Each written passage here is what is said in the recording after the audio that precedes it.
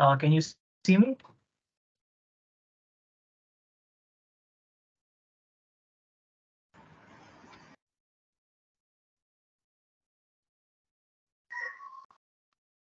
Can anyone confirm?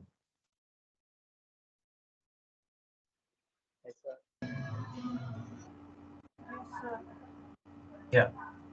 So let's get started. So in your lectures, I saw that you covered lists, ranges, and sorting. So we'll do 4 problems on that. So the first one will be a warm-up, a very basic question. So can you try this out in maybe 5 minutes? Very basic.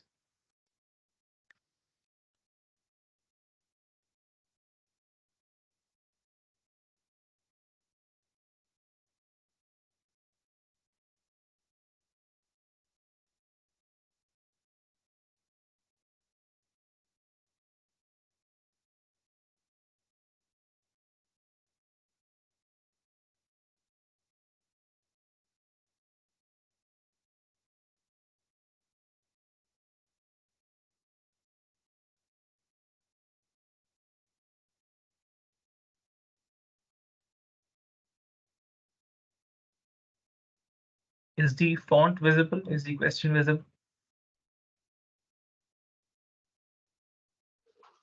Yes, sir. Okay, thank you.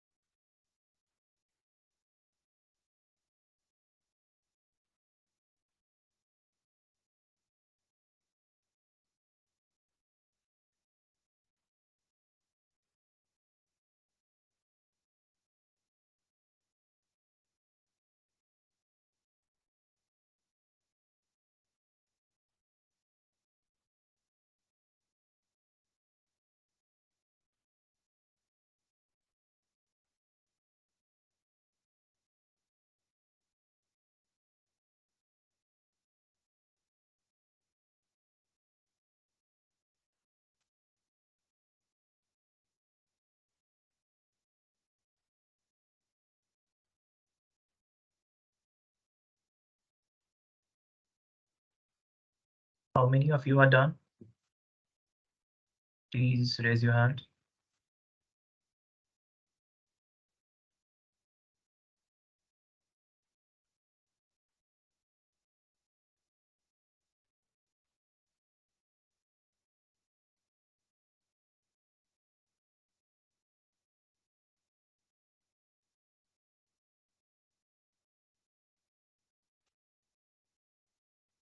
It's a simple question. Do you have any doubts? Like, why hasn't anyone else solved it?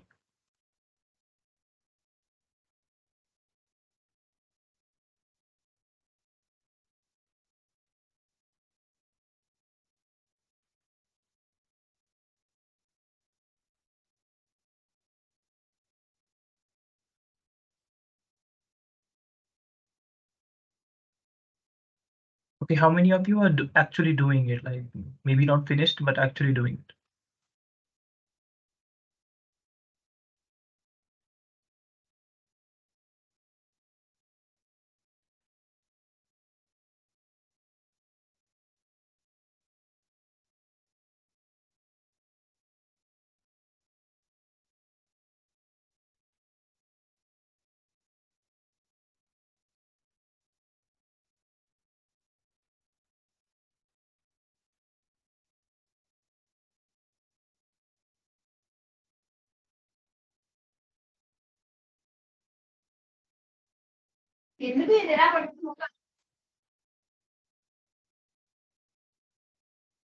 So the rest of the class seems to have joined just for the fun of it.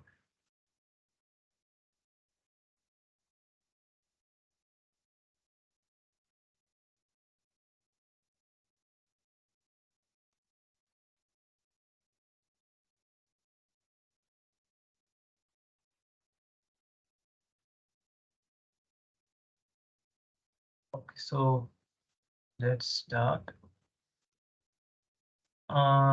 Is the font visible of VS Code?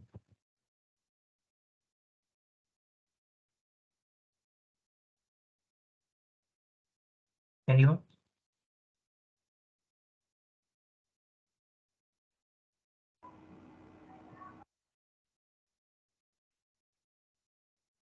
Can anyone confirm? Yes, sir. Yeah, thank you. So we need to return the sum of squares of the positive numbers and the cubes of and the sum of cubes of the negative numbers of the input list non-empty.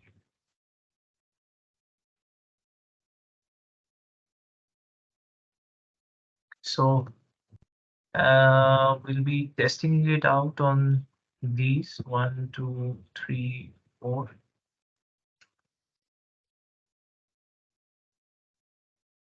So let's define a function split sum. It will take in a list and then we do it. By the way, here's something new which you may not have seen. In other languages, you will have a main function, but in Python, to distinguish that, okay, from here on, I am running my code and above this, I am defining basically the function and the classes. You write something like this.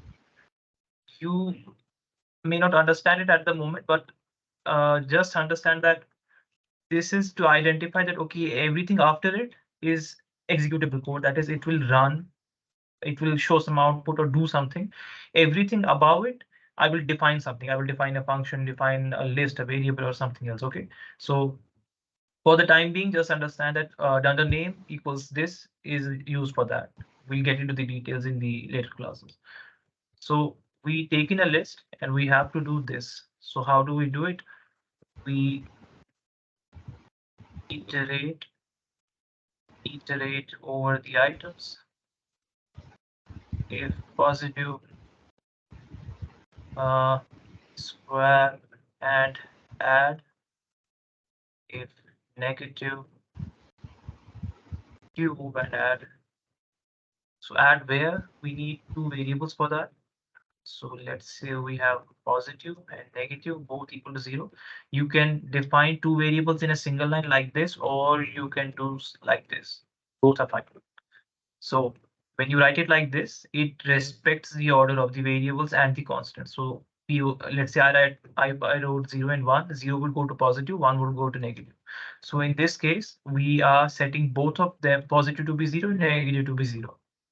Then we iterate over the item. So for I in L, okay, if I is greater than 0, we say positive plus equals I square. Else, we say negative plus equals I cube, and we return a list of positive and negative.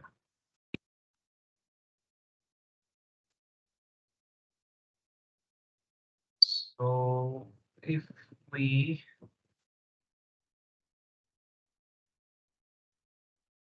print this out,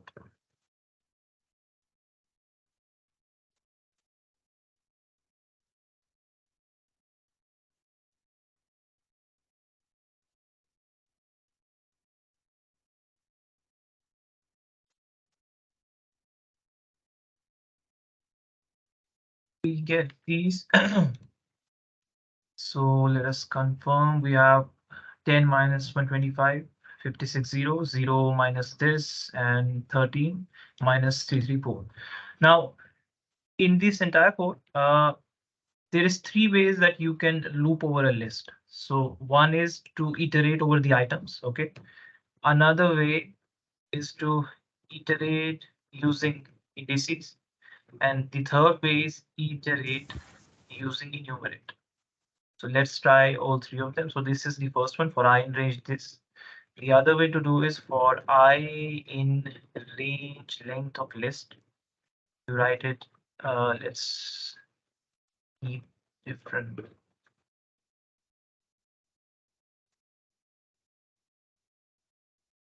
Yeah. So say we have this.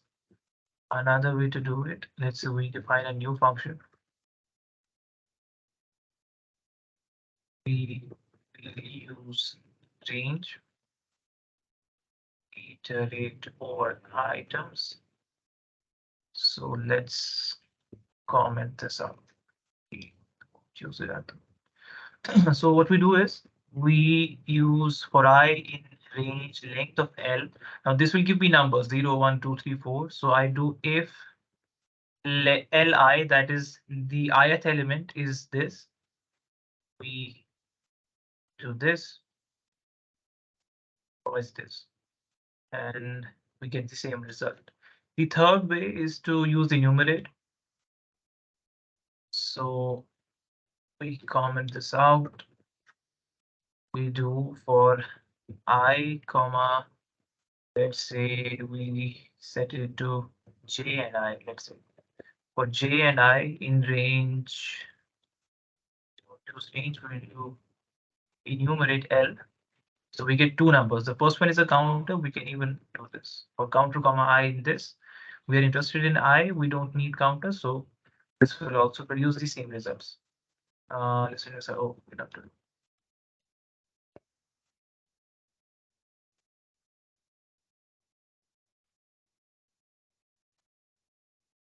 Yeah, same results. So when should you choose which option? Now, in case you are interested in the actual item within the list, that is, let's say we have a list of one items, let's say strings, or maybe in this case we have different numbers. So you should use enumerate, or you should use this one, the first one, that is you iterate directly over the items. In case you want the indices, actually, you're not interested in the actual item, you want the order, that is 0, 1, 2, 3, 4, and maybe you want to reuse that thing. So if you are absolutely sure that you won't be using the item, it is better to use the range thing because it is faster than this. Because when you do enumerate, or when you do for item in items, let's say you create a copy of every item when you use it. So if you're not interested in the item, you should use for I in range. Otherwise, this option and this option is superior. Okay. Does anyone have any questions? Sir, which method takes less time, sir? In the three methods. I mean, it depends on what you're doing. If you actually need the item, I would suggest enumerate or the first one. Because in this case, you first have to generate a list of, let's say your list is 100 elements long. So you will generate a list 0, 1, 2, 3, 4 to 100. In fact, this is a generator, but still. And then you will index every item one at a time. But that is two steps. Now, in case you use these, you get the item in the very first step. There you skip a step. So if you need the item, you should do either enumerate, or you should do this for I and L. In case you don't need it, only then you should use for I in range. Okay. Okay, sir. These are three ways that you can do it. So in this case, actually, the first one would be the best method because we don't need the index. Confirm this works. Yes, this works. So let's move on to problem 2. So this is a bigger problem compared to that. Can you see my screen? Is it visible? Is the font good enough? Does anyone have any Yes, sir. issues with the dark? Does anyone have any issues with the dark background? Maybe we can see it in a lighter background then. Yes, sir. Everything is dark. It is better to have the white background. Okay.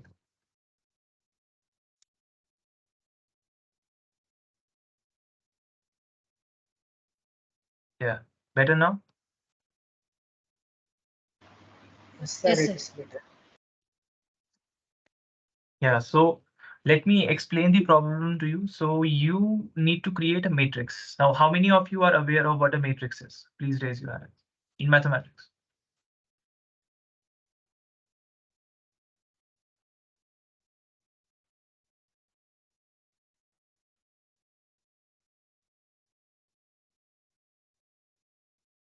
Many people.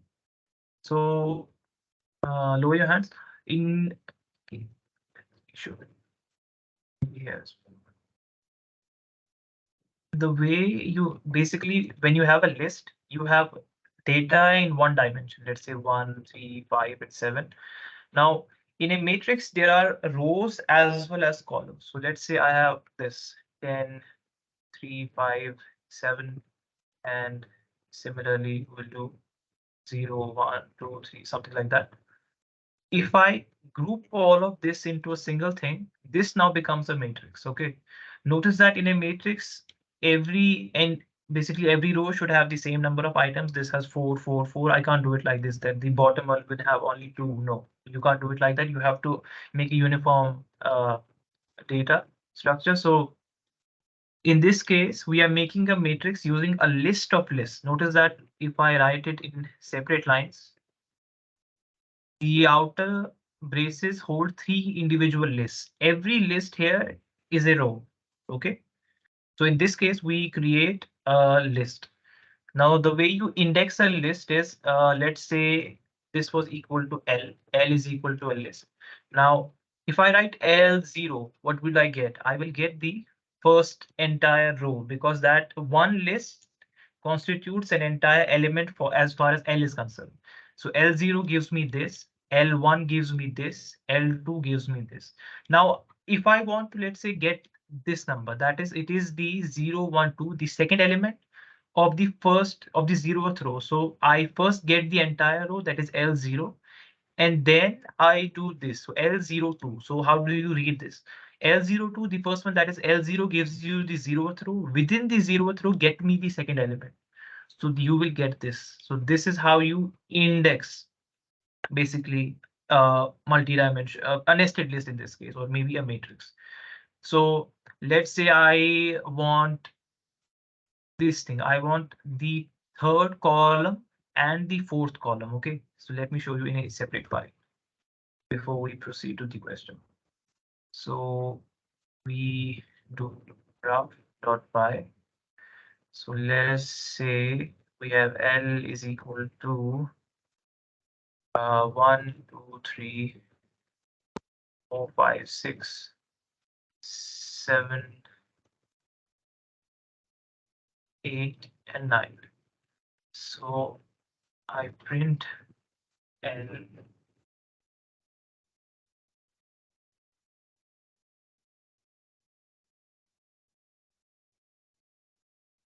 Yeah, so we have 1, 2, 3, 4, 5, 6, 7, 8, 9. So I have written some code for you. I will send it over to your site in order to print a matrix in a better way. So let's say we do print matrix L. So the matrix looks like this: 1, 2, 3, 4, 5, 6, 7, 8, 9. Now let's say I want only the second column. Okay. So how will I do this? So I will do column is equal to L. Now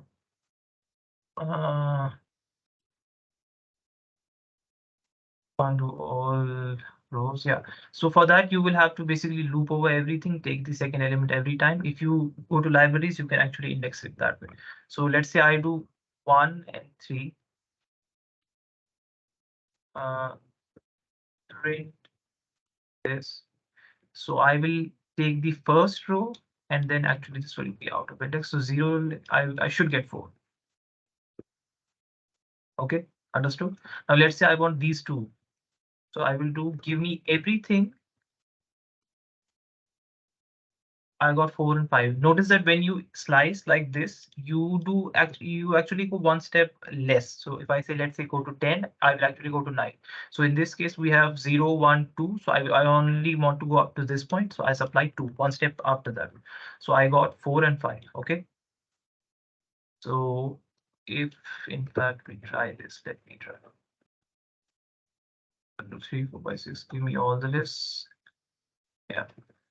So in this case, you will be provided a matrix that is you will have rows and you will have columns. The rows need not be the same as the number of columns. Your job is to flip the matrix in the direction supplied by the user. That is, if I want to flip it horizontally, something like this should happen. We had 1, 2, 3. Now it becomes 3, 2, 1. 4, 5, 6 becomes 6, 5, 4. You flip it in the horizontal direction. In the other case, if I supply that you flip it in the vertical direction, 1, 2, 3 was the first row. Now it should become the last row. Okay, so there are only two options, horizontal or vertical. Now, in case the user supplies anything else, you should return the matrix as is. Don't touch the matrix. The only thing is when you do these operations, that is you flip the matrix, you should not perturb the actual matrix. So make a copy of the matrix. Okay. So read through the question. If anyone has any doubts, let me know. A two-dimensional matrix can be represented as a list of lists. Okay. Each inner list represents one row. For example, like this. If you print it out without my function, it will be printed like this. You have a list and it contains sublists, nested lists. Now, a horizontal flip reflects each row. 1, 2, 3 becomes 3, 2, 1. Similarly, a vertical flip reflects each column. That is 1, 4, 7 becomes, where do we have it? Vertical flip. This is actually Sir, is anyhow wrong. is this possible that the sublist does not contain same elements like other lists?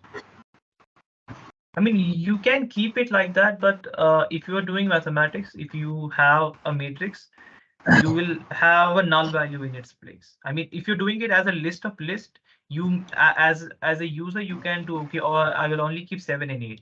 But let's say you go on to use NumPy, that is a library for handling matrices. You cannot have different shapes in different rows. It will throw a null value in there. Do you understand that? Because let's say I want to access the third column of a matrix. I have certain values, I don't have certain values. So it will be difficult for me to get the entire row. Do you understand that? There will be a discontinuity. Is it clear? Okay, sir.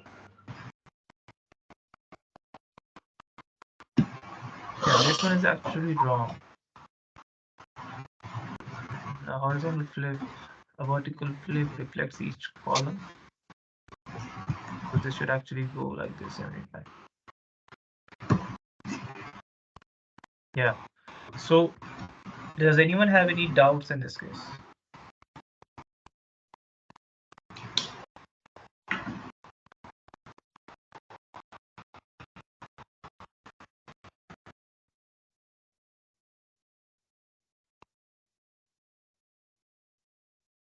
Soumik, you have your hand raised. Please ask your question.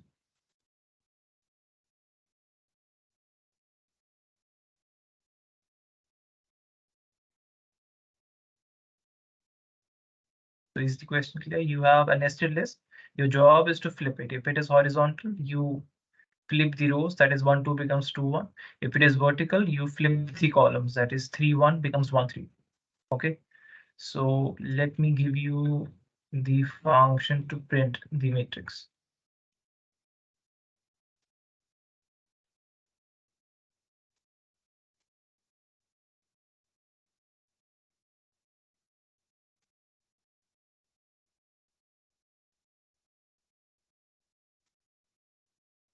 try it out on a simple matrix first to see that you haven't messed up the indentations. Okay, just make a simple matrix, maybe this one, just 1 2 3 4, and try the function out.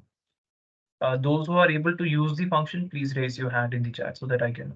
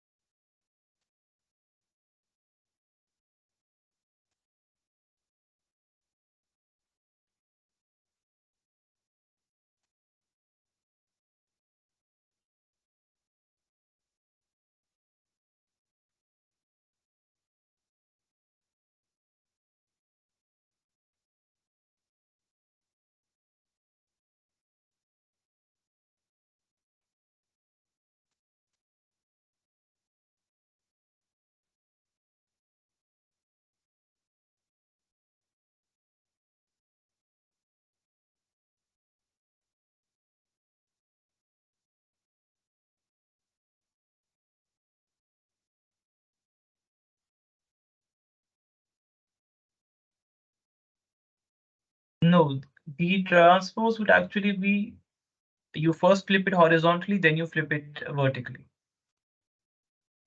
If I am correct. No, actually not. Hmm. Yeah, that's not the case. Yeah, because when you transpose a matrix, you flip it across the diagonal. We're not doing that.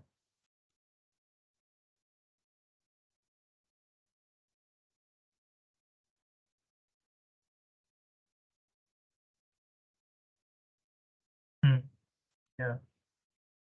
For example, if I take the transpose of this thing, 3 would go here. But in our case, a vertical flip, 3 will go here.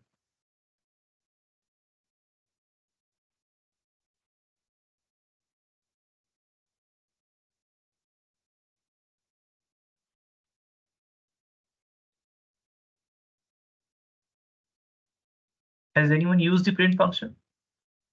This one, print matrix.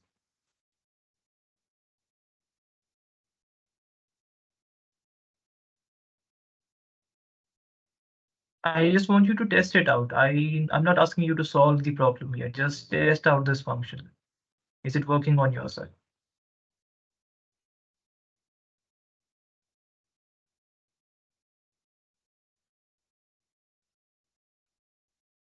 I want you to do something like this. Take it from here, paste it, and define a matrix. Let's say 1 3 4 7, print matrix L, and you see if it is working. So in my case, it is working. 1 3 4 5. So is it working on your side?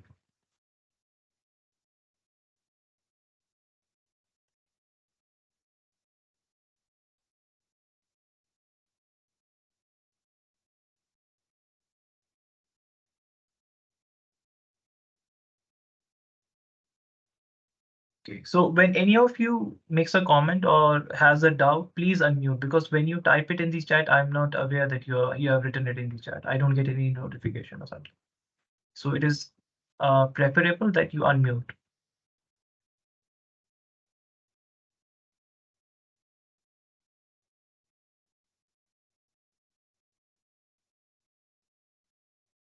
So let's take maybe 15 minutes for this, for you to try it out.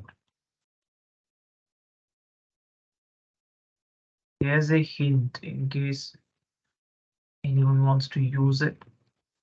If you have a list, let's say 1 2 and 3, if you do L dot reverse, it will reverse the list for you. This is okay. 1 2 3 becomes 3 2 1. So maybe it will come in handy.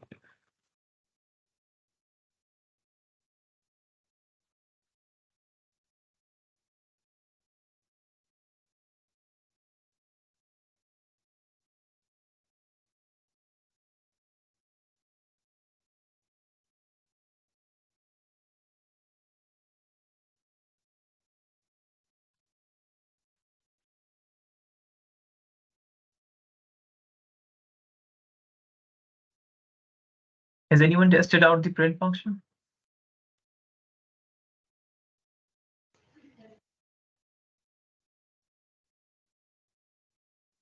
Okay, I'm assuming it's working because none of you are responding. Maybe raise your hands. Okay.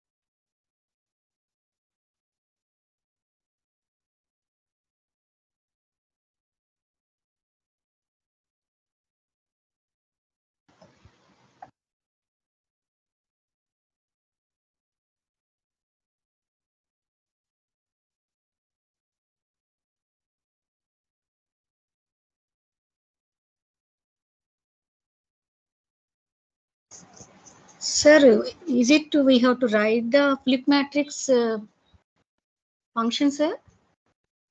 No, you have to return the matrix. So let's say, That means we have to write the function, sir. yeah, you'll write a function, let's say func. It will take a matrix and you will return flipped matrix, and you will use your code like this. Let's say you add your matrix, you will do matrix is equal to func, and you supply as, let's say, like this. Now this will contain the new matrix, then you can use the function I gave you, the print matrix, new matrix. Okay, is that clear? Yes, sir. Yeah, you will have some code here in between, but this is how you do it. If you don't want to store it, you can directly print it by placing it here. This will also notice that when you write this function, your original list should not be affected. When you do that, keep in mind the way lists should be copied. I mean, in your lectures, you have studied how lists are connected if you don't copy them correctly.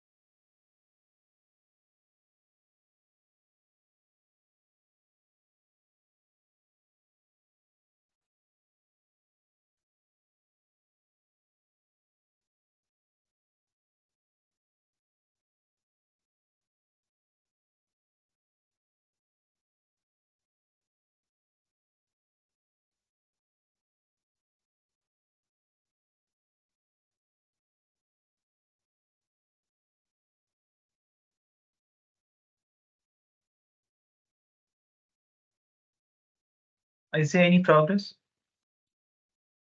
How many of you are stuck, like you have no idea what to do? I can give you some hints.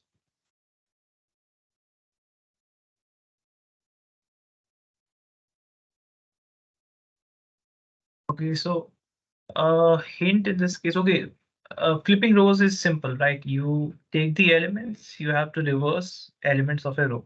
Now, reversing a column is difficult because the elements are in different rows. Okay, let's say I have 1, 2, 3, 4. When in fact, if we take a bigger matrix, 1, 2, 3, 4, 5, 6, 7, 8, 9. Flipping a column means one goes to the last place, 7 goes to the first place, 4 stays as is. Same happens with this column, same happens with this column. So do you notice that flipping a column is the same as exchanging entire rows, flipping entire rows? That is, if I have to flip columns, I can essentially do this. I take the first one, put it at the end, take the last one, put it at the top, and now I have flipped the entire matrix column wise by reversing entire rows instead of individual elements. When flipping rows, I can do this like 1, 2, 3 becomes 3, 2, 1. Then I go to the next row, 4, 5, 6 becomes 6, 5, 4. But when I'm doing with columns, it is cumbersome to work at the element level. Why not work at the end row level? Maybe try with that. Is anyone done, or maybe you want like give it a shot after the hint?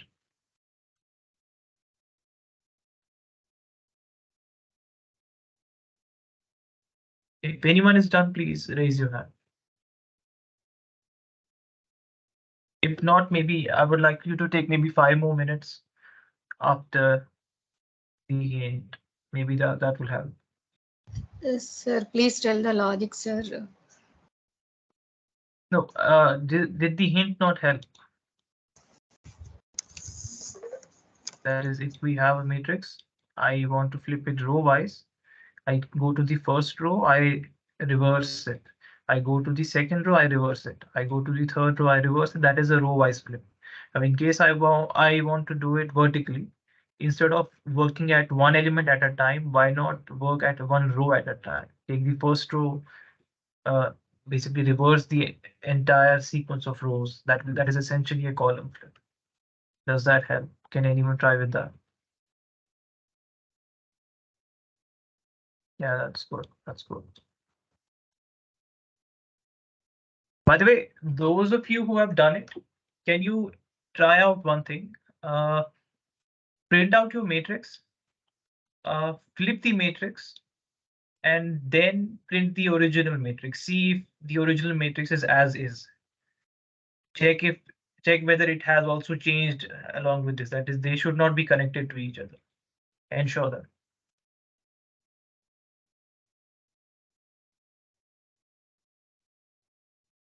The others can maybe take 5 more minutes.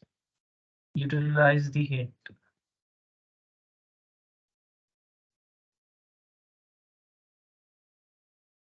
Yeah, those of you who are done, if your matrix is printing the same thing, let me know. Then I'll ask you to do something else as well.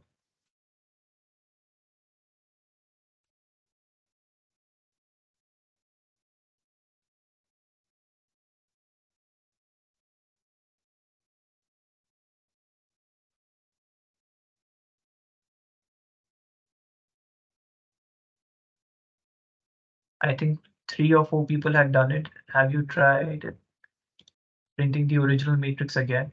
Is it coming out to be the original matrix, or has it also flipped?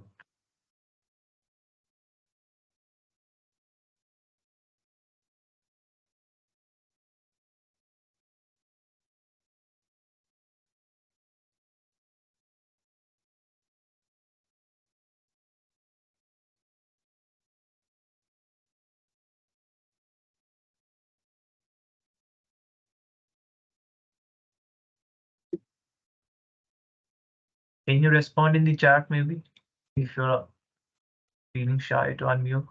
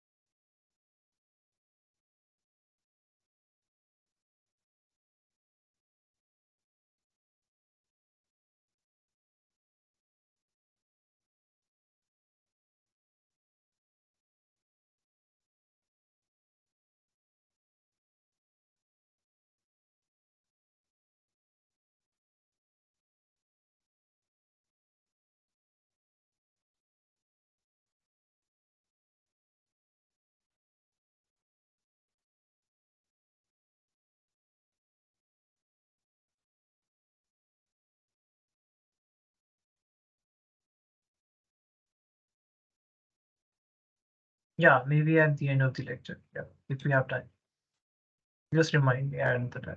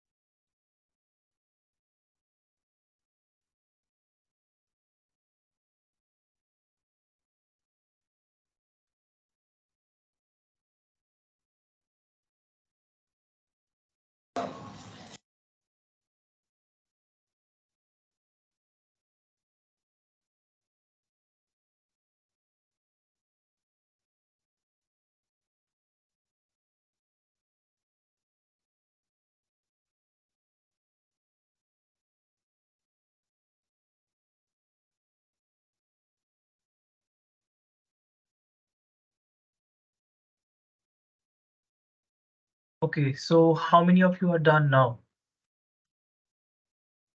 Can you raise your hand?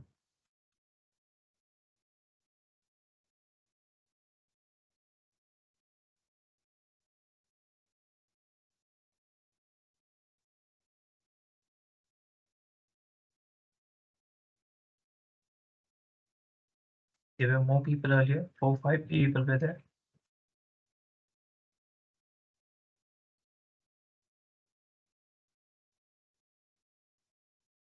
Okay, so the two of you, can you try this?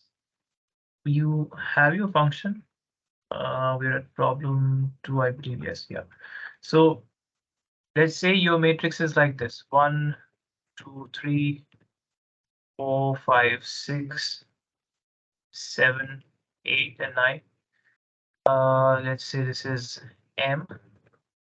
You print matrix M, then you flip the matrix, let's say horizontally, and you get um is equal to this. You print the matrix. Now do this. M0, 0 is equal to, let's say, 1000. Now print matrix, sorry, new M. Now print matrix M and print matrix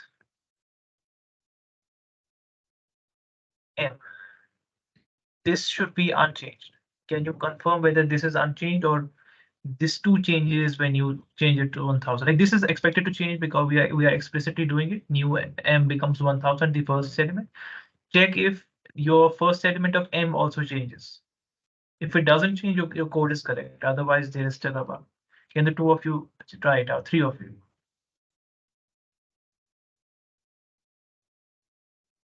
You have your matrix 1 to 9.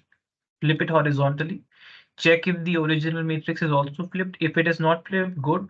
Afterwards, in the new matrix, set the first element to 1000 and then print both matrices. See if the original matrix is affected. It should not be affected.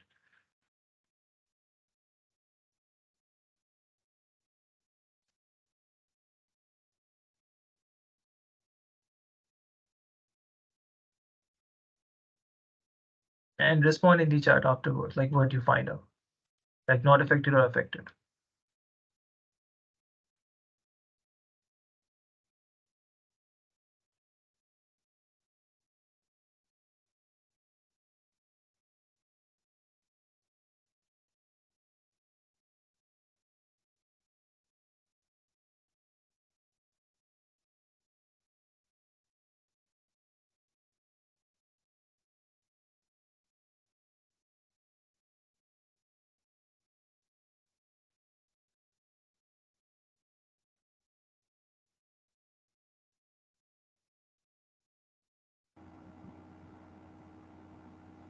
Sir, could not find your YouTube channel, sir. Is this link not working? This one? Can you confirm if this is working? I think this should work.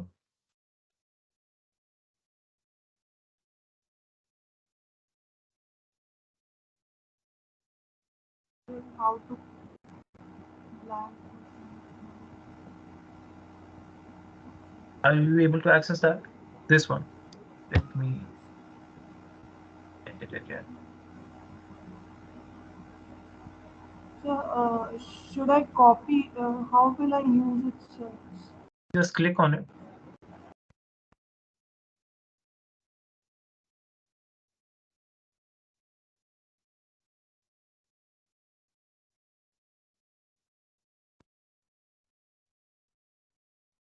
Were you able to access it? No, sir. Still I'm no. not able to click it. I'm not able to click it, sir. Copy. Right, paste it as text. Sir, by your name, it's not coming.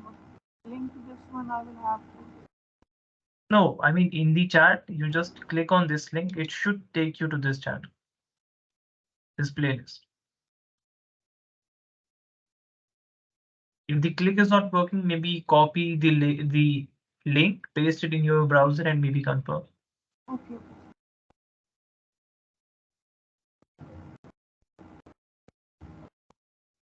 Or maybe this will work. Let's try this.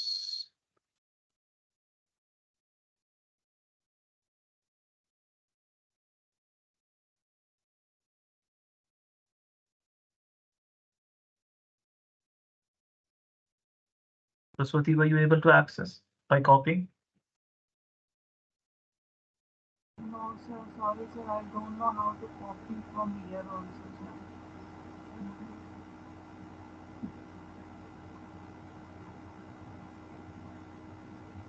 Maybe I shall write it down.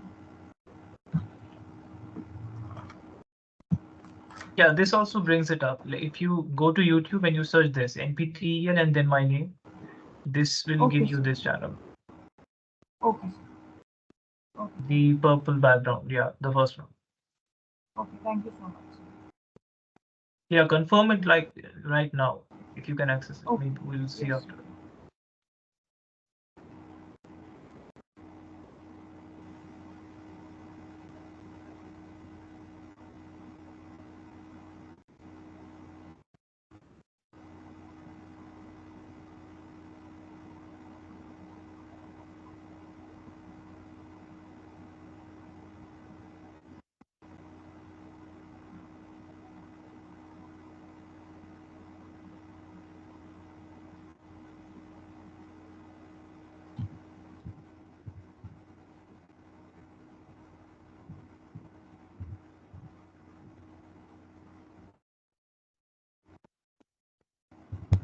Did you get it?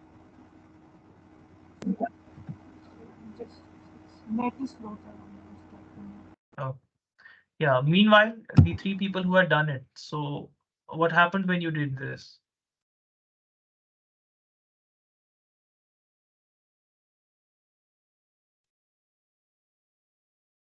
Yes, sir. Got it.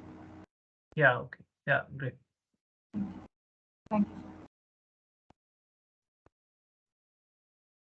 So the three who had done it, 3 or 4 people who had done it.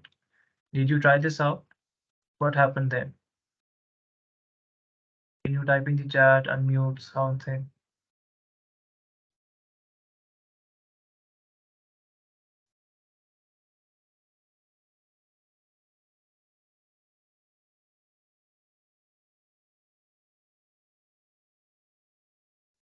Okay, so I'll assume that you had not done it. So let's try it out. We have matrices and we want to flip them. Solution dot by flip matrices based on the input direction. So we have this. We want to flip a matrix. We will take in math, let's say, and we will define it later. So if this equals this, we have, yeah.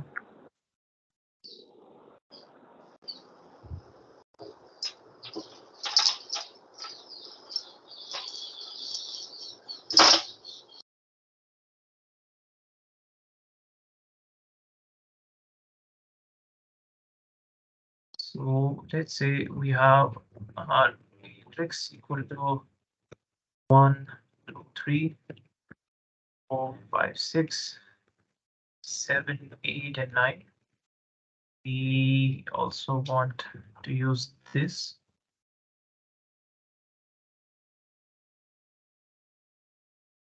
out here. Matrix. Let's see if this works. Solution to 2. So 1, 2, 3, 4, 5, 6, 7, 8, 9. Yeah. So we have a matrix and we also need a direction. So first we have to make a copy of our matrix. So let's do it this way. That is new mat is equal to. Now, if we do it like this, new mat is equal to mat. You know that when you do it with lists, this actually makes them point to the same list. This is actually not a copy. They are clones of each other. So let's say we do this. This should work, right?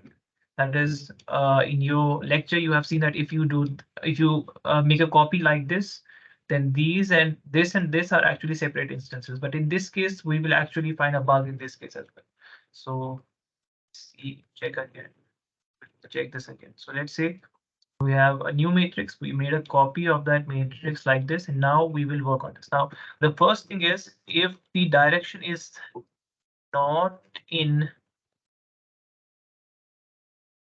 horizontal or vertical. That is because the question said the two inputs if d should remain equal to v should remain vertically equal.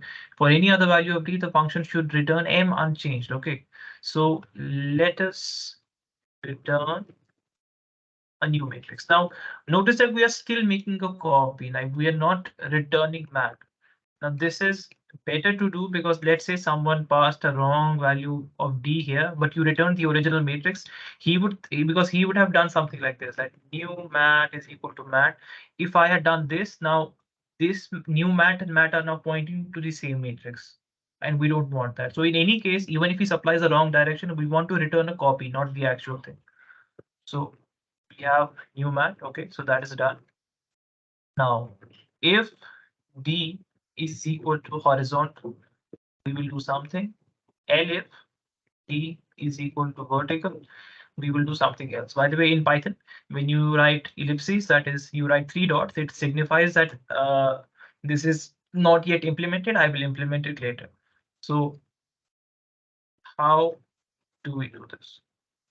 Let's go for the simpler case. That is, we want to flip the matrix, that is this matrix, horizontally. So let me write it like this so that maybe you will find it easier to read.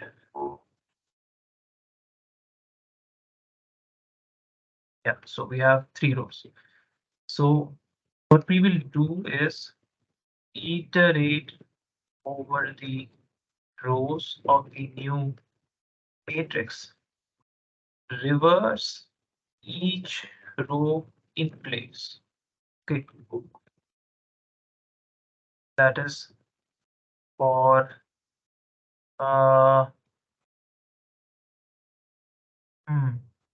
in fact, here we want to see how we want to iterate over the matrix, because if we do like this for row in matrix, this probably will not work because this row will be a copy of this row and not the actual thing. So maybe we should do like this for I in range length of matrix.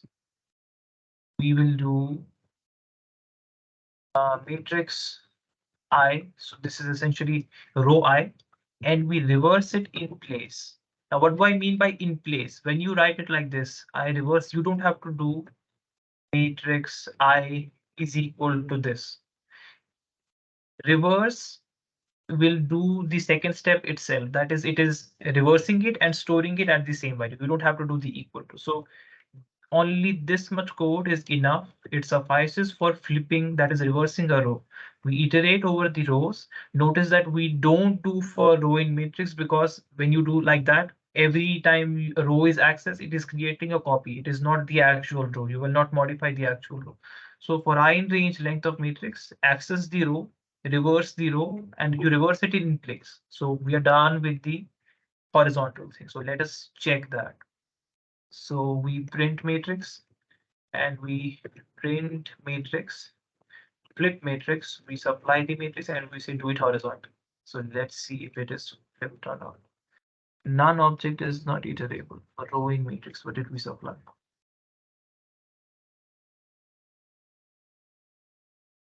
We have a matrix, mat T, new mat, new mat. Oh, there's nothing else.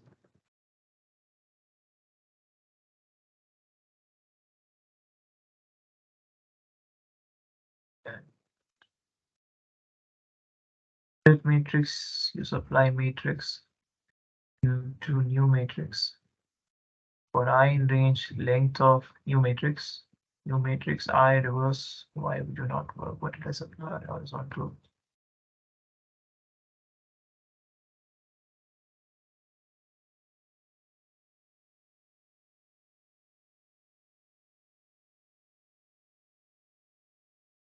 This works.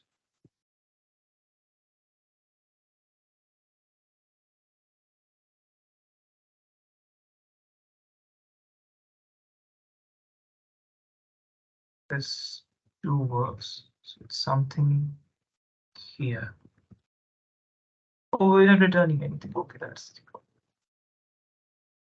so we want to return the new matrix. Yeah, so the horizontal works, okay. Notice that we were getting an error because we were not returning the new matrix. So when we were calling flip matrix, it was returning none. And when we supply none to print matrix, it says I cannot iterate over none.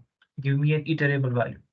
So if we check this out, the horizontal works 1, 2, 3 becomes 3, 2, 1, 4, 5, 6 becomes 6, 2, 4, 7, 8, 9 becomes 9, 8, 7. Now let us try one thing. We do matrix. Now let's save this in a new matrix. So matrix is equal to this thing and we print new matrix. This works, okay. So we do new matrix 0, 0 is equal to, let's say, 1000. Now we print new matrix, okay. So we had the original matrix, we flipped it horizontally. Afterwards, in the flipped matrix, we change the 0th element, okay. Now let us print the original matrix.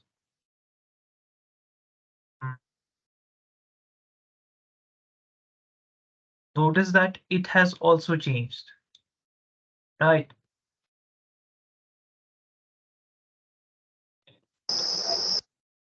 New matrix,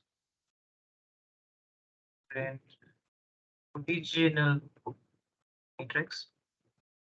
Notice that the new matrix has changed. We did that explicitly, but the original has also changed. Okay.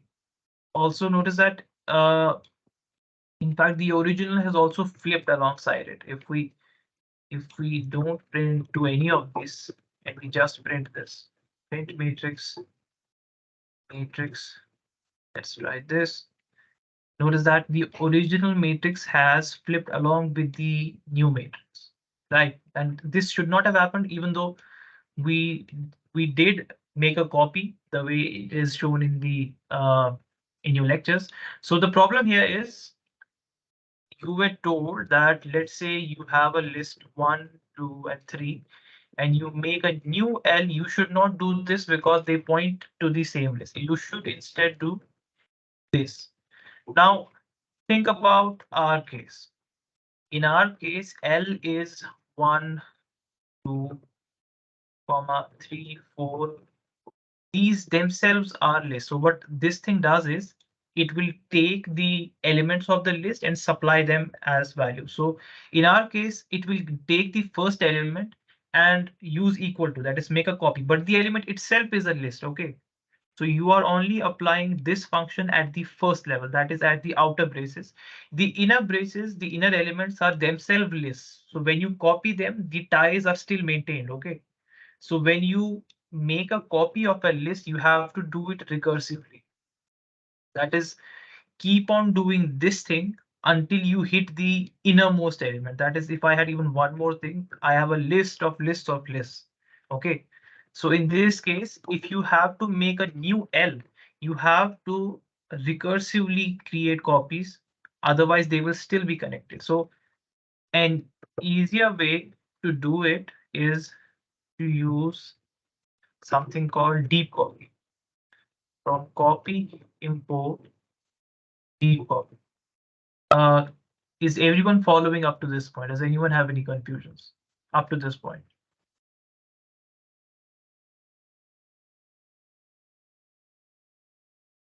Everyone following? Can you raise your hands? Yes, sir. Nirupam has a confusion. Can you maybe tell me where your doubt is before we proceed? I was explaining to you why you should not copy a nested list like that. It is okay to copy a single list by this syntax, that mat, and you take all the elements. This essentially says take all my elements. Okay.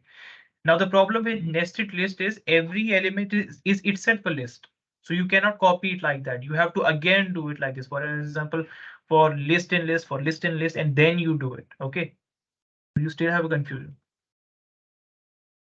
No, sir, no doubts.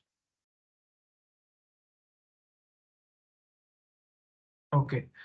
So as I said, the thing here is how you make a copy of your list. So there is the one way to do it is you iterate over the list. That is, here we know that we only have two nested lists. So we'll do for L in list, for let's say sub L in L, and then we will do like make a new copy of it, like let's say sub L like this. We will iterate over this. Now the thing here is, here you need the knowledge of how many nested lists you have. That is, do I have only one? Do I only go one layer deep?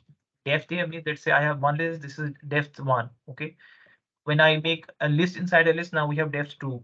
Then we make another list inside a list. So I should know how deep I have to go. Okay. Now the way to ease this is you use a function called deep copy. What deep copy does is it recursively, that is, it will go down by, it will go one depth deep. It will check, okay, can I go further down? It will go further down, and it will keep on going till it will hit the innermost element. That is, if I had something like this, 1, 2, and 3, it will first go here. It will say, okay, I can still go deeper.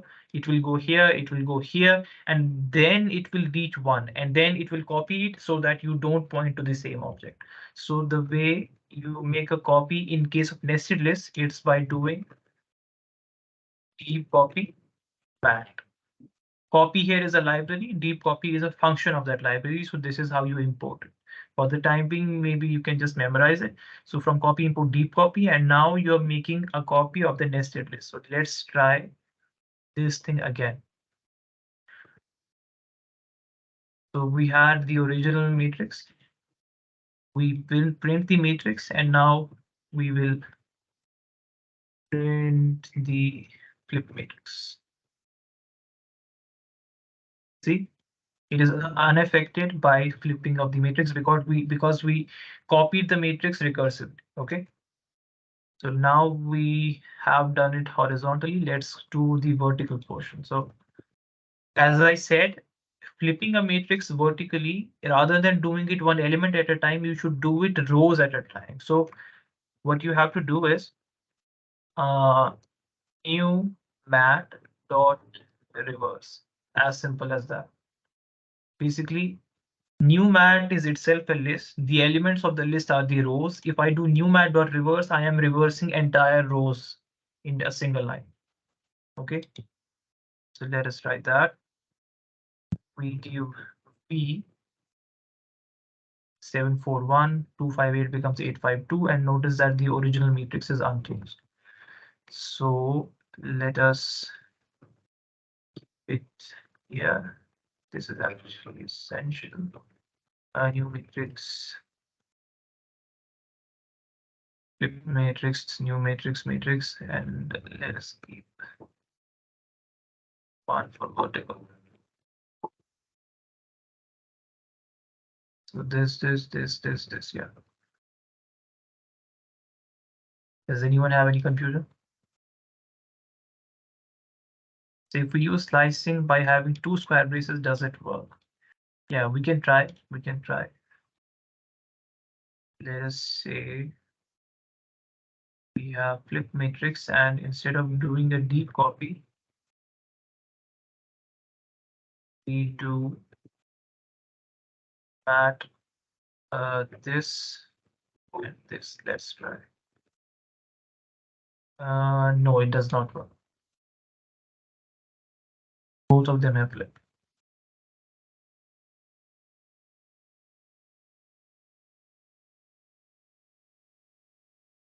You will have to do something like that. As I said, you will have to create a for loop. Inside the for loop, you will have to exchange individual elements, individual lists, basically, by doing your thing, like for row in that, maybe for I in range length of mat I to mat I is equal to mat I, and then this. So you will copy individual rows using this syntax one at a time. But the problem is you have to know how many, how deep do I go? Now let's say this in one row itself had another list inside it. So how will you copy in that case? You will have another loop here for I in this, for j in this. So that is difficult to write. So it is better to simply use deep copy because it will keep on going deeper as long as it takes. This lecture we uploaded in, yes, yeah, same playlist, yes. Sir, can you share the program in the chat box, sir? Right now, Yes, sir. I mean, you will have access to it in GitHub, but still. Okay, sir. So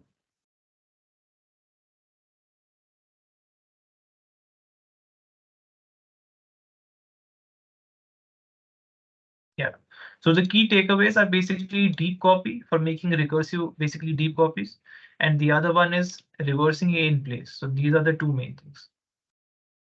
I hope you got that. So let's go to problem 3.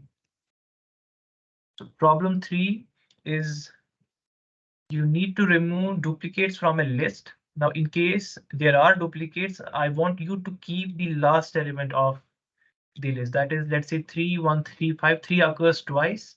Keep the rightmost 3 intact. Remove everything else.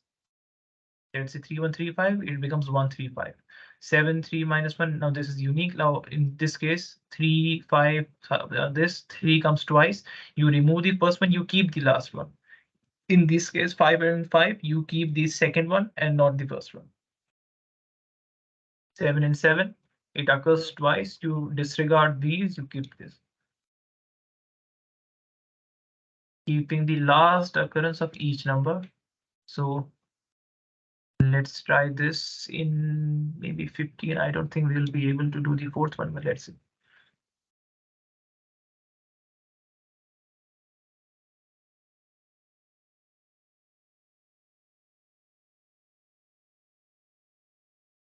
When you do these, maybe spend almost 5 minutes tackling the problem. In case you find a solution and you think that, okay, maybe this is inefficient, spend a little more time to, but if you're unable to find another solution, maybe just try out the inefficient solution first. Get the answer. Afterwards, once you have the answer, maybe you can think about improving the answer, okay? But get the answer first. Maybe you find an inefficient algorithm, but at least it works.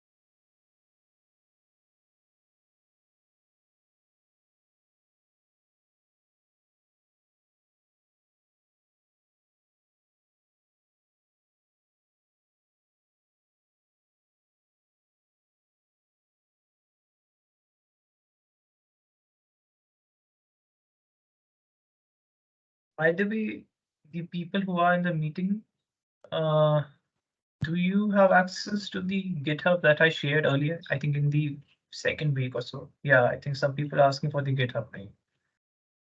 So how do I think it is actually mentioned in the playlist. Data structures. Yeah, if you go to the playlist, it is mentioned find code app. Yeah.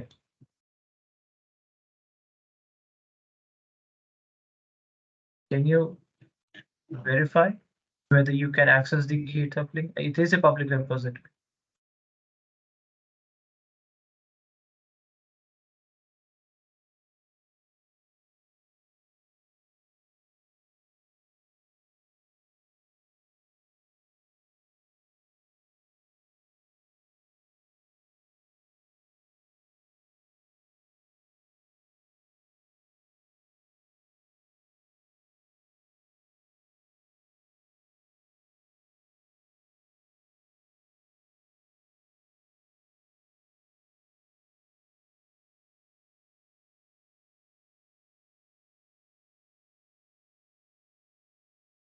Yeah, Maxon, do you have a question?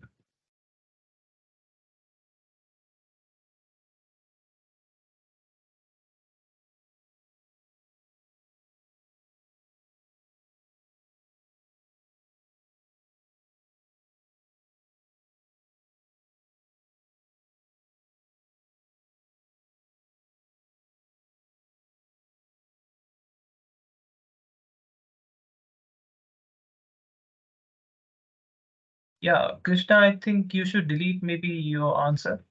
Let everyone else also try it out. You should not like paste it like this because then the rest of them won't try. But J for L in this, yeah. I mean, you have to check it on your end.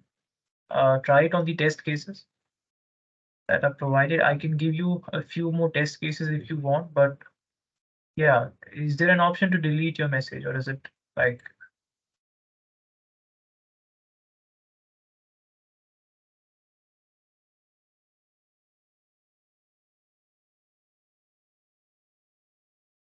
Yeah, there is an option. Please delete your chat message.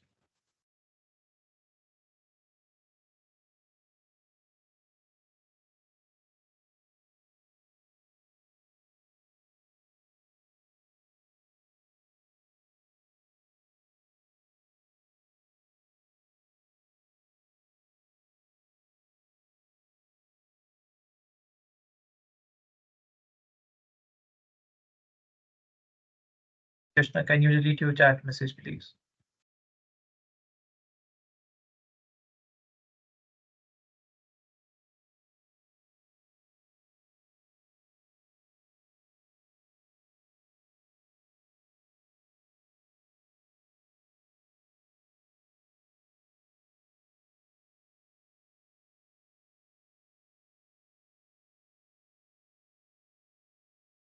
On your PC, you will have these three dots, then you will have a delete option appear like this.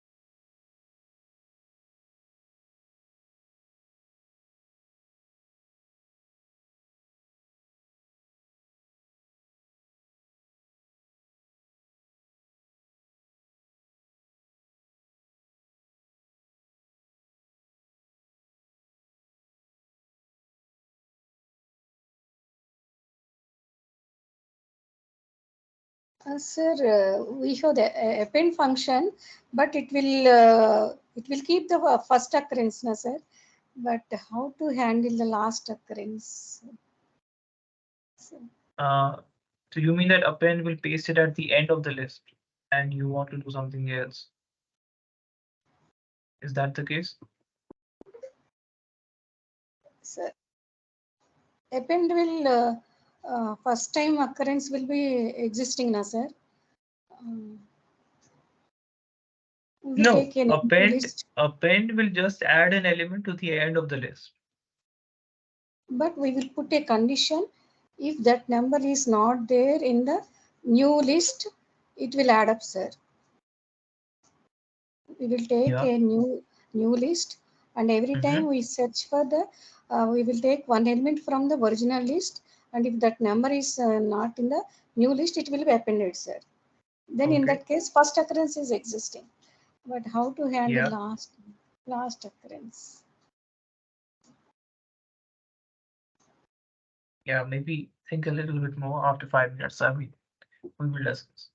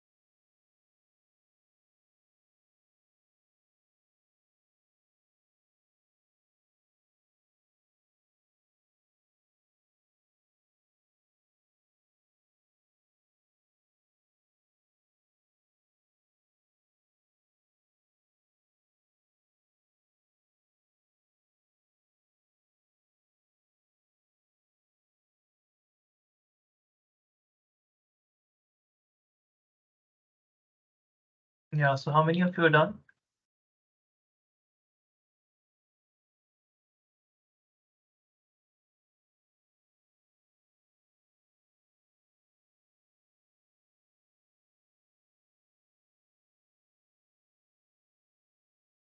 Five. So let's try this one first. This is Yashwant's answer.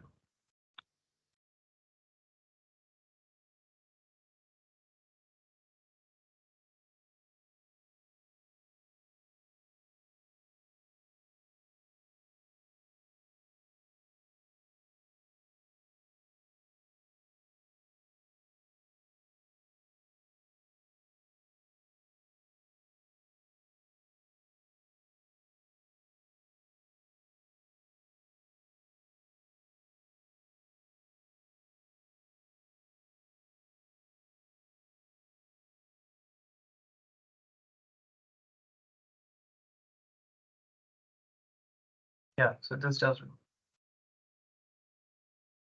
So 3, 5, 7, 3, we were expecting 5, 3, 7, 10. We got 3, 5, 7, 10. So what went wrong?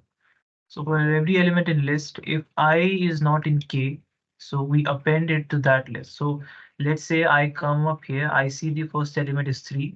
3 is not in K, so I append it here. Okay. So I am taking the first most occurrence and adding it to that. I want to take the last occurrence, not the first occurrence. That is why your answer is incorrect. It is storing the first occurrence of every element rather than the last one. So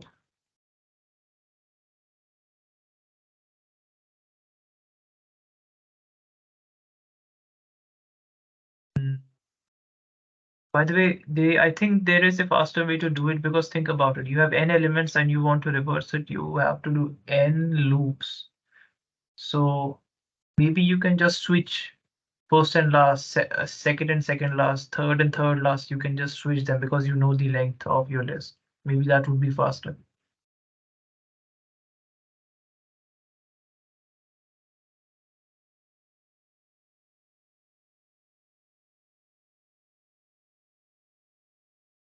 So we have, let's say we have this one. This is, we did Yash. We have Akash. For I in range 0 to length. Return, remove duplicates as is.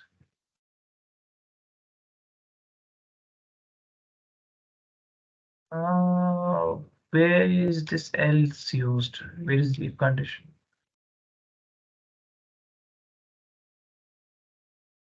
Oh, I think this is nesting. No, where is the else used? Is it like this? So basically a recursive thing. So let's try again.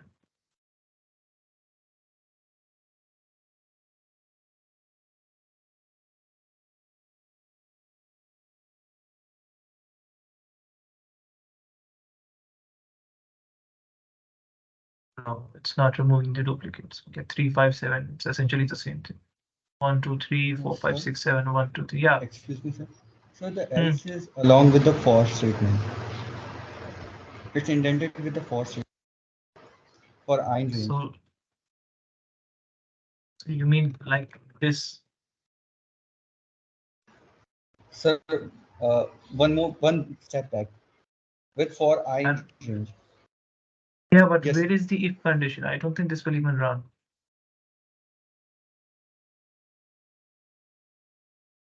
Oh, it runs 5, 3, 7, 10. Yeah, it runs. So what does this else correspond to? So I have if this is this and else is outside everything. So can you explain your code? Maybe unmute. Yes, sir. Sir, actually, what I'm doing is I have Mhm. created a for loop, and if the condition is satisfied, it will return to and Yeah. again recall the function with the new list. But if Okay. it doesn't, then it will go to the else statement because still the function hasn't written anything. Mm-hmm. So that's why it will jump to the else So if statement I and return if I just write it like this, isn't this fine? This one, yeah, yes, this sir. also. Yes, sir. Basically, if it doesn't enter the for loop, it should return. So Yes, the sir. else, yeah, so it will also work without the else, because an else condition without an if condition doesn't make any sense. So for every I, for every j in the rest of the list, yeah, we see if Li and Lj are the same. So basically, I'm taking the first element, comparing it with everything else in the list. If that is the case, L dot remove, that is the j. J is the second or third occurrence, yeah. And then I call remove duplicates again. So let's say I call it on this. I will pick up 3. I will compare 3 with everything else. Yeah. For I range, yeah, I will compare 3 with everything else. In case I hit that, I will remove. I will remove the first occurrence of basically that number. So I will remove 3 in case it is again present in that list, right? And I will call it on the reduced list. So I will call it on this, and that way it will work. Yeah, it works. So Excuse me, sir. I had yeah. a doubt.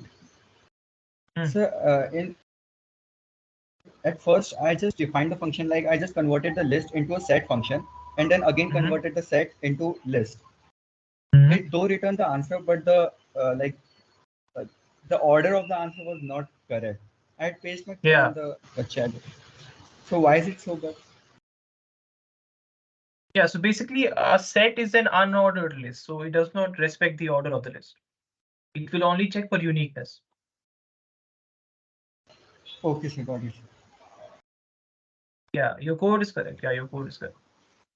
So the only thing that may be wrong, not wrong actually, maybe inefficient.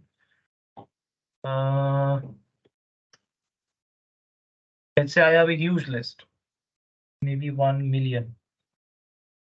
And I come here, I check it in the million list.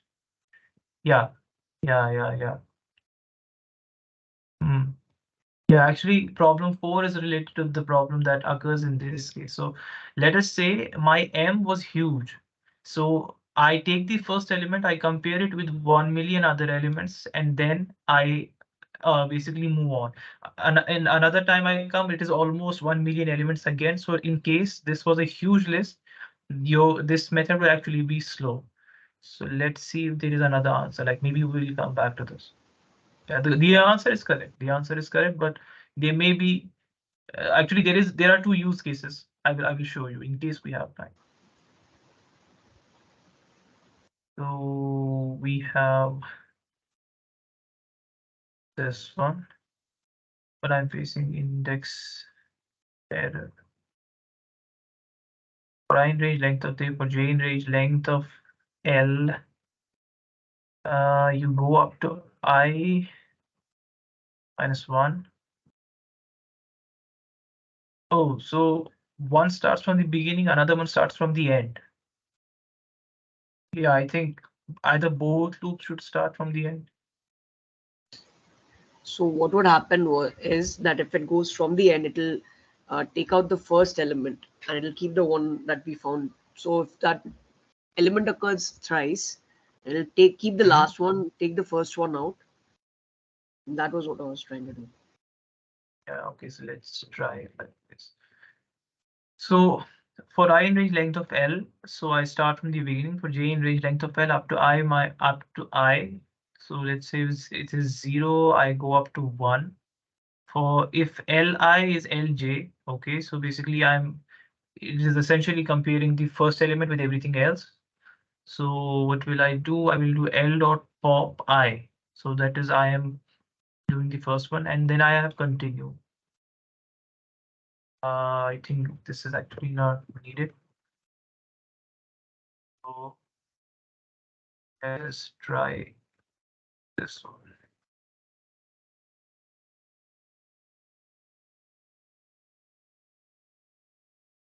index out of range.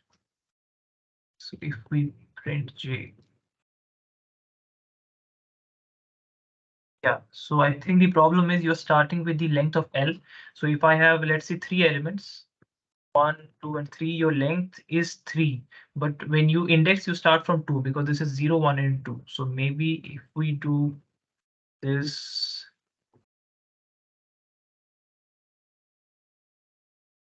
yeah. Now it doesn't throw an index error, but I think the answer is incorrect. Yeah. So I think we only have 10 minutes. Let me try my answer. Then we can go ahead. Yeah, some of the answers are good. Yeah. So solution 3.5. So we want to remove duplicates from the input list while retaining the last element, last arguments. So define remove duplicates. We take in a list, we do something. If this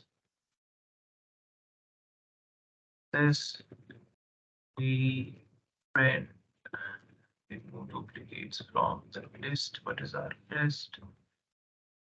Let's see.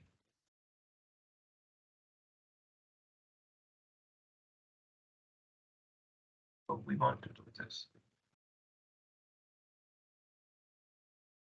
So first, when we get this, we want to make a copy. Val is equal to L like this. Notice this will work this time. Now, what do we want to do? Now, the way I see it is rather than going from the beginning, let's go from the end. I think the first student had mentioned this. So let's go from the end of the list. If we have never seen this element, let us add it to the list of seen elements. Let us say I keep it like this for L in for I in range, length of L, length of in fact new L -1. We have to go up to 0, so we'll take it like this. So we range, we iterate from the end of the list to the start of the list. And if new Li not in scene, we want to add it to it. Now notice that we don't want to do this append new Li. Now why? What's the problem here? Let's say I get 10. Okay. Well, let's take the simple example maybe. 3, 1, 3, 4. Okay. So I see 4. I have never seen it. So let me add it here. So I append it to it. I get 4. Then I see 3. I have never seen 3. So I will append it, but I want 3 to be before 4. Like it is in the reverse order. Okay. So appending will always add it to the end. I want to add it to the beginning of the list. So we should do something like this. Seen is equal to new Li plus C. Okay, we concatenate the two lists. So we convert this into a list of its own. That is, we will do something like this. We saw 4, we add it to C. So this will be the first step. Next time it will be 3 plus 4. It will result in 3, 4. This will result in just 4. Okay, so in this case, every time we hit an element, we check whether we have seen it before. If we have not seen it before, just add it to the list of seen elements. And at the end, let us just return the list of seen elements. Let us see if this works. And let us compare it with actually the recursive function that one of the students have given. So solution 3, 5, 3, 7, 10 is that the expected output 5, 3, 7, 10. Now compare this with the solution that we had. Yeah, this one.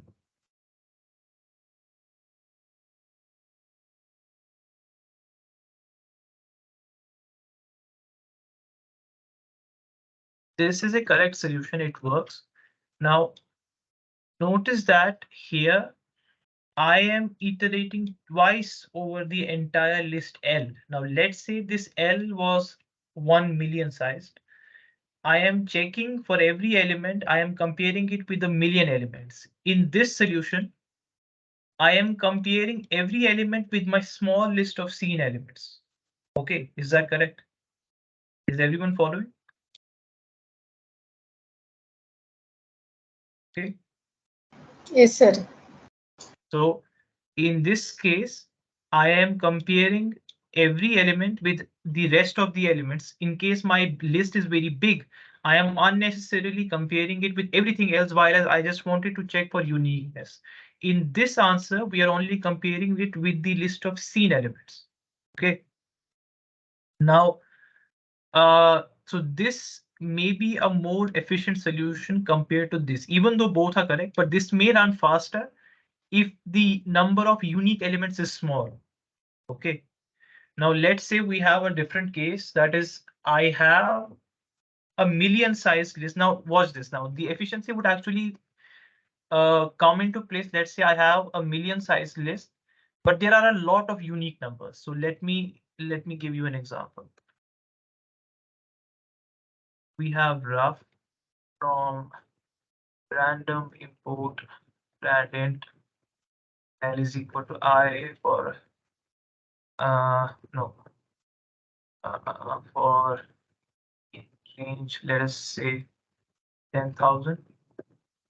L dot append random integer between, let's say, 0 and 10, or maybe just 0 and 5. We have L is just an empty list. So if we print L, so notice that this entire list is of size 10,000, but there are only 5 unique elements. So in this case, our list of seen elements would be only this. So if we run these two algorithms, that is the first one and the, oh, I accidentally deleted that. The second one, yeah, this one. So the first one will run faster because this one will only compare with 5 numbers, 0, 1, 2, 3, 4, 5. Have I seen it? Have I not seen it? While as the second one will compare with all of these numbers every time it hits a new number. Now notice if I, instead of 5, I had let's say 1 million. We have 3 zeros, 3 zeros. By the way, in Python, you can write integers with underscores to make it easier to read. Now I have this many unique numbers. Okay. In fact, the origin list itself is smaller than the number of unique elements. So I may have many of these. So at max, everything can be unique. Okay. So in this case, scene itself will be very big, and the recursive function and my function will have similar performance. We will not see a boost in performance when using this because this itself is big. Is that clear? Does anyone have any confusion? If anyone has a confusion, please speak up. Excuse me, sir. Yeah. Sir, actually, I used the function of reversing the list. So, is reversing slow or fast compared to the function you have used, like appending the elements? No, it depends. I mean, it depends. I'm not saying recursing is bad. I'm just saying it depends on the situation. For example, if I No, sir, know not that there are, recursing, reversing. REVERS. oh, reversing a function. Yeah, reversing actually, I mean, if you're doing it once and after that, if it makes your program faster, if it makes it easier for you to find out the duplicates, it is okay if it's a one-time job. But again, think about it. If the list is a million size, you are first reversing every element. So yeah, that may be expensive in that case. But if after reversing, you can guarantee that your algorithm works faster than maybe simple append thing, then maybe a one-time fix is okay. So in my program, I used reversing in two processes. First of all, I reversed the complete list, and then in the end, whatever the result was, I reversed it again. So there were two reverse functions, and in the middle, it was the same. That if I encounter it in the scene list, then I have to append it. So Yeah, I was so just talking that about the is, efficiency. that would definitely be smaller because you are doing everything that I am doing, plus you have two operations that are order n because you are reversing them. Yeah. In fact, yeah, order n. Yeah. Okay, sir. Hi, Then so Sam. you have. Thank you. You were trying my code with the continue and you remove the continue, remember? If you put Yeah. the continue, the code works. But what I was trying to do is, although there are two loops, because it's going from one end and then the other, I thought it would become quicker. And with the continue, it works, by the way. I just checked. Yeah, it works, but the continue is not doing anything, right? The continue No, basically continue would then, tells. if you, so one without the Oh, continue, if I you, got it. I got it. So yeah, basically, you're without the saying don't check continue, if rest of the you, elements. Ha, yeah, I got it. I got it. Sorry. if you Yeah. put the So continue, it it checks basically the set says, element. don't check rest of the elements. Yeah. Yeah, and then it goes back. So what happens is, if it goes from both the ends, then wouldn't the loops actually make it more efficient than restarting checking from right at the beginning? Also, when you tried my answer without the continue, it did not show the answer. But with the continue, it actually removes the first part and keeps the last bit. Yeah. So can you paste it again? Maybe we can try it Yes. again. 1 second. Every time it checks present, so only the first will be retained, and after that remove. But the opposite. I have a doubt in the recursive method. If every time it checks the list from 0 to length and it checks for the presence of that element, except, yeah, we'll come to that. Yeah. I share it. It's called duplicate 3.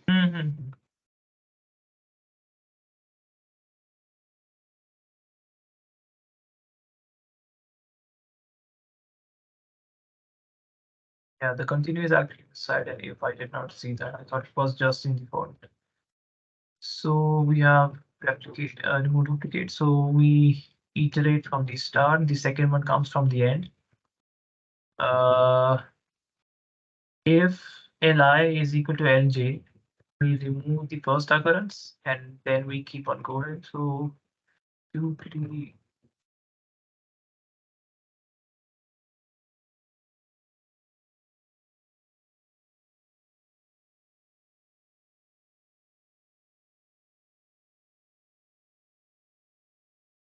So we want 5, 3, 7, 10. We get 7, 5, 3, 7. So one element will miss. So we are going prime range 0 to L. Are we missing an element? No, I I think we am have getting the 5, 3, 7, 10 actually when I'm putting it. I'm not sure why it's not coming here.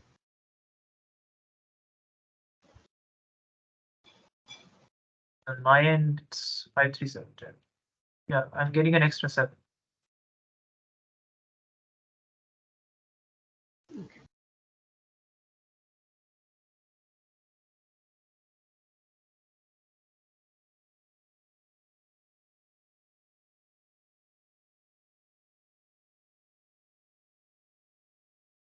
So what you're doing is you iterate from the start for.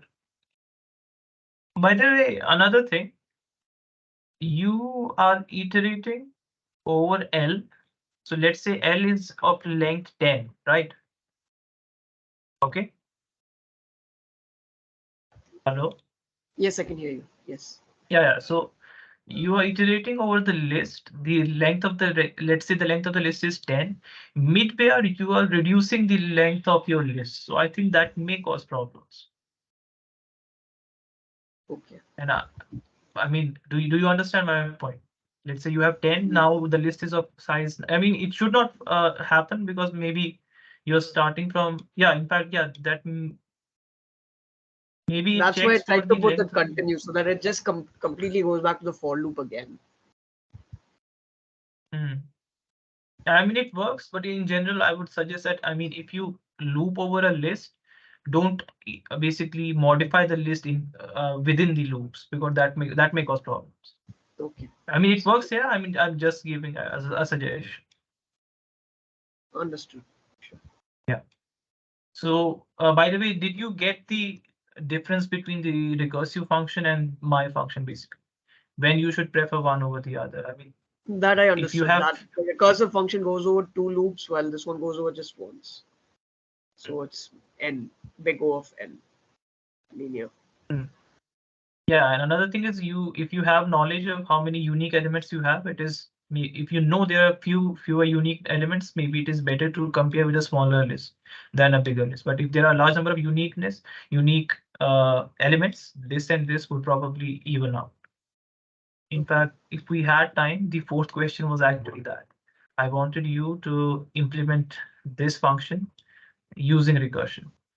And in that case, we would have timed maybe the two codes and seen how they compare. In fact, maybe we can do it. Yeah. So I think we're out of time. So I'll post the codes on GitHub. I'll also post maybe the recursive code, and I will have maybe a snippet of code to time the two functions. So you can maybe try to edit the number of unique elements and then see the efficiency of one algorithm over the other. You can basically it will run it and it will report the time it takes for the two algorithms to work, and you can set how many unique elements you want in a list, what should be the length of the list, and then maybe you can compare when one method is superior than the other. So does anyone have any questions? One question: would you try what do you call that? That insertion sort, recursive insertion sort? And also, I just realized that my duplicate spelling is wrong. Maybe you Yeah, were I think so. recursion Yeah, insertion about sort. insertion sort. The recursion insertion sort, I could not understand that. I know the insertion algorithm, but the recursion part of it, I just didn't understand how it actually went from range 1 to length of the Was sequence. it in this one? Which one was it? It's the last one.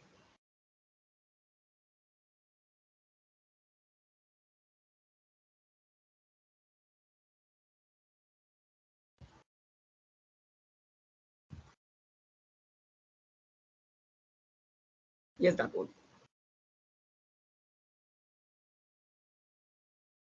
Okay, so we have insertion sort. So what insertion sort does is, if I remember correctly, you start from the beginning of the list and you always maintain a sorted list. Every time you hit an element, I think you You you take it basically right, put it yes, and put it in the yeah, right you place. put it in its correct position in the sorted array, right? Yes. Yeah. So we have another function isort, and we have insertion sort. What insertion sort does is it takes a sequence, it calls isort on the sequence and the length of the sequence. Okay. What does isort do? Isort takes the sequence and the length of the sequence. Sort slice 0 to k. Okay. If k is greater than 1, you call isort on the sequence and 1 less. Okay. And then you say insert sequence k minus 1. Now this is a recursive function. Then we have insert. What does insert do? Insert sequence k into the sorted position. Position equals k, while position is greater than 0. Sequence position is less than sequence position minus 1. So basically finding the correct place for that, you say sequence position minus 1 is you swap the two. Yeah, so this is basically a bubble sort. Yeah, so yeah, because everything else is sorted. So did you understand this part first? Because this is the This lowest part. part Yeah, is insertion. almost insertion sort only. It's just that one problem I didn't understand over here is how is it going from 0 to k minus 1 just through sequence comma k. Sequence is a list comma k, because that's how insertion sort works. Like it starts from 0 and then up until k. But over here I can't see the starting from 0. That's where I'm getting confused. In this particular function or in the algorithm itself? In the algorithm itself. So you see, even in the Okay. first one, this is sort slice from sequence 0 to k, but I don't see the 0, the starting range of from 0 to the range of k.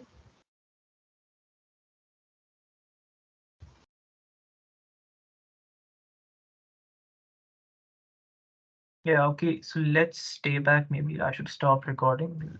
You and me can stay back, the rest of you can leave. Does anyone else have any question?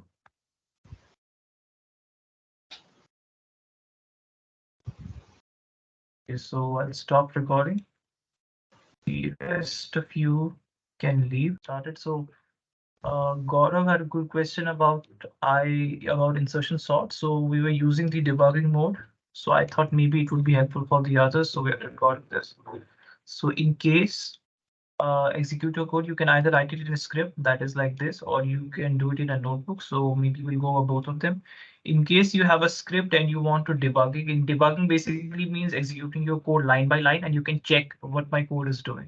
So let's say I want to debug this code. What I will do is, instead of doing run without debugging, I will do start debug.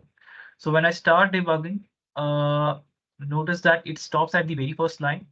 And if I press on this, I get to see my local variables, my global variables, and so on. So if I press play, it will stop at the point where I have put the breakpoint. Okay. Now I have defined L to be this. These are my functional variables, special variables, and so on. Now I have three options. I can either step over the function, I can step into the function, or I can step out of the function. Now, right now I'm not out of any inside any function, so this option doesn't make any sense. So I have two options, either over or in. In case I want to go inside the function, that is, I want to check what is happening inside, I should press into. So let's do this. If I do a step into, notice that I have gone inside the function, and now I can again do this, and I will go to the isort thing. Okay. Now within isort, I can see the current value of k. I can see the sequence that was passed as an argument. And similarly, if I keep on doing this, I will basically see at what point my code is. Now notice that I have two isorts because this is a recursive call, and I can basically see each isort and its k value. Notice that when I press on this isort, its value is k is 5, its sequence is equal to this. This isort has a different value of k because it was called later. So in this way, you can debug basically your code. You can see individual behavior of different parts of your code. So similarly, you can, I mean, you have 5 sorts and you can run your entire code. Now, a quick revision. You have your file, you place a breakpoint at the point where you want to stop, or you can do it without it. You go to run, you do start debugging, and then you can basically go over individual lines. Okay. Now, if you are using a Jupyter notebook, how do you do the same thing? Okay. So let's say you have a Jupyter notebook like this. Normally, you would run it like this and run it like this. Your code works. Now let's say you want to debug this particular line of code. So the way you do it, you place a breakpoint, you press on this little arrow, and you see debug cell. And then everything else is the same. That is, you step into the function, you have access to your individual call stacks, variables, and so on. So this may be useful to most of you, maybe in your assignments as well. Yeah, I think that's all. Yeah, that's all. Yeah, thanks, Gaurav, for the doubt. I think it would be helpful for many students. Yes, thank you for helping me. I was stuck with this. Yeah, no issues, no for issues. a long time. Yeah, no issues. Okay, so see you all next week. Bye. I'll stop recording. Yeah, bye, guys. Bye.